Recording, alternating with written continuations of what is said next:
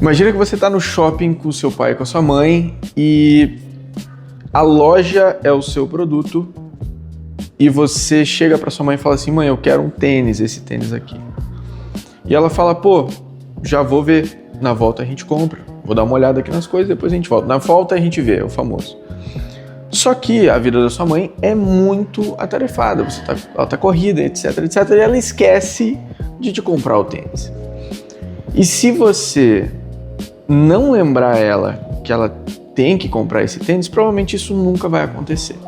Então o papel do follow-up, ele é basicamente lembrar o seu cliente que você existe e que você tem uma oferta para a dor que ele está tendo nesse momento quanto empresa.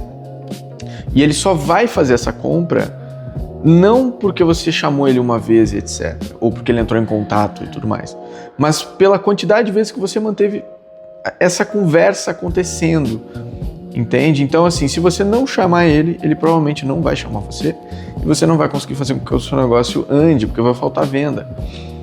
Então, hoje a gente vai debater sobre quais são esses tipos de follow-up, como que você pode fazer eles, de que forma você pode começar a exercitar esses movimentos e o quanto isso vai te ajudar na sua rotina, você sendo um grande empresário, pequeno, médio ou um freelancer aqui a recém começando. Um dos tópicos muito importantes, e eu diria que é o principal que eu ouço durante até o plano V, na hora que a gente vai começar a estruturar essa parte um pouco mais comercial, que muitas vezes ela é enxuta, mas ela resolve muitas coisas ao mesmo tempo, é o medo de fazer esse follow-up, que vai se encaixar o medo de parecer insistente, o medo de ouvir não, o medo de se expor.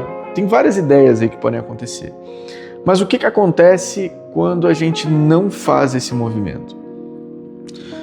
A chance da gente não conseguir bater aquela meta de venda ou não conseguir fazer com que os nossos clientes fiquem quentes ali, os nossos leads fiquem quentes dentro do nosso funil de venda ou do nosso CRM ou da nossa mailing ali que a gente vai mandando mensagem, é muito grande. Esse medo que você tem, além dele ser muitas vezes irracional, ele pode te custar muito. O cliente que está do outro lado, ele não vai ficar pensando em você, ele não vai lembrar de você em algum momento específico, é muito difícil. Se você não ficar enchendo o saco dele toda hora, falando: cara, olha, eu tô aqui, ó, deixa eu te ajudar, tentar montar uma estratégia para isso acontecer, que é o que a gente vai falar depois, você não vai conseguir, mesmo tendo um tráfego, mesmo tendo pessoas no seu WhatsApp, mesmo tendo esse ciclo acontecendo, é muito difícil de você conseguir gerar esses resultados. Então o primeiro ponto é: não tenha medo de mandar um papo, não tenha medo de chamar, não tenha medo de se expor. Isso vai fazer com que todo o seu negócio comece a tomar uma cara diferente e você começa a colocar em prática essas estruturas que a gente vem conversando aqui desde o primeiro vídeo. O que nos leva a esse passo 2, que seria essa verdade. O que acontece de verdade?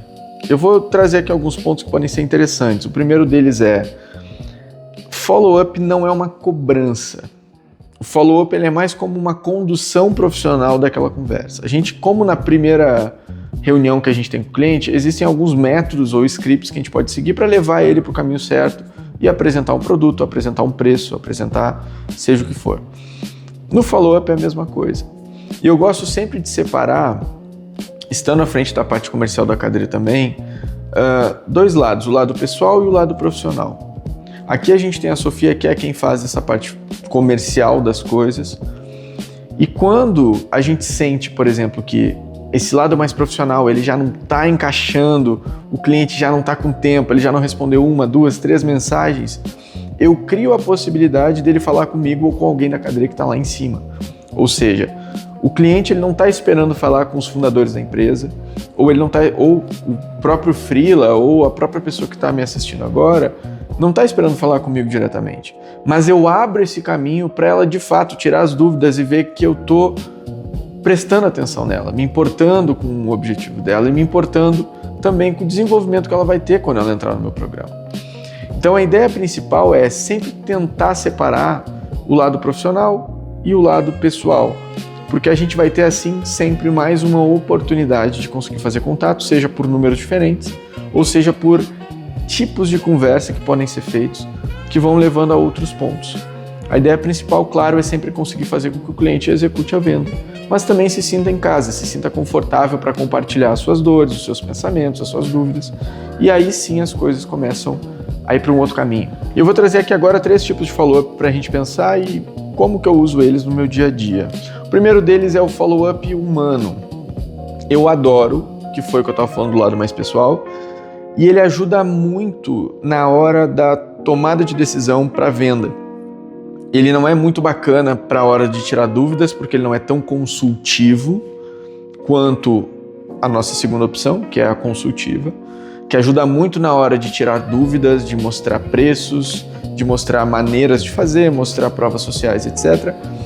Mas ele ajuda na hora de conectar. Quando eu me conecto com essa pessoa, é interessante. Então, sempre tentar, nesses scripts de venda que a gente tem, ou de follow-ups, mesclar, como eu estava falando antes, profissional e pessoal.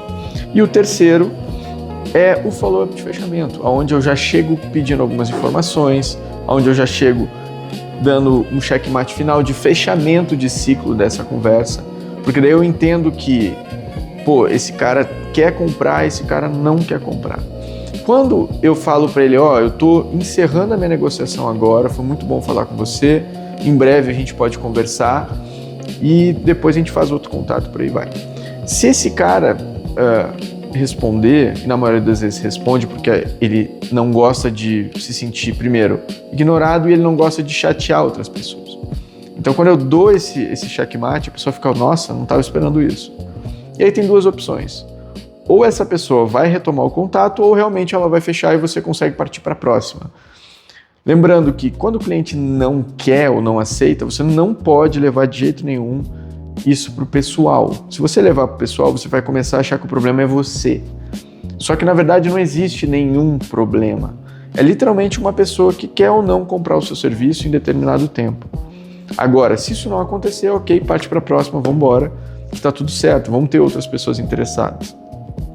Mas a parte principal é, ou você fecha o ciclo, não deixa aberto, ou você consegue retomar essa conversa e aí você consegue recolocar essa pessoa no seu pipeline de vendas para fazer com que ela passe pelos ciclos necessários até o fechamento ideal do seu produto. E antes da gente terminar, a pior decisão que você pode fazer é jogar a decisão no colo do cliente. Ou seja, você não consegue marcar o follow-up, você não vai atrás, você não fica pedindo para ele te mandar mensagem, você não consegue apresentar seu sistema, seu produto e fica esperando ele tomar uma decisão, às vezes que pode demorar, e na maioria das vezes quando você faz isso você não consegue, primeiro que você vai tomar um não, e segundo que na maioria das vezes você não consegue metrificar nada, então você não sabe quanto tempo demorou para ele fechar, se ele fechou, se ele não fechou, quais foram os empecilhos que ele encontrou, as dores que ele sentiu que vocês não resolvem, ou que o seu produto não resolve. Então, tentem nunca jogar essa decisão, fazendo os follow-ups, para o colo do cliente. Sempre tenta chamar para você com uma pergunta, com uma ideia, para que ele sempre tenha uma retórica interessante, você que vá dando esse fluxo no final do caminho. E lembrando, quem não faz esse follow-up não vai ganhar o tênis que eu estava comentando lá em cima. Então a gente precisa chamar a pessoa, precisamos estar sempre ligados nesse movimento para fazer as coisas acontecerem. Esse foi o vídeo de hoje, não deixem de se inscrever no canal, não deixem de ver os outros vídeos da proposta comercial, da primeira conversa com o cliente, sobre o que é o Plano V. E se inscrevam aqui, ativem o sininho. Não deixem de ver também os cortes no Instagram, no TikTok e aqui no YouTube. Espero vocês e o link do Plano V está aqui embaixo.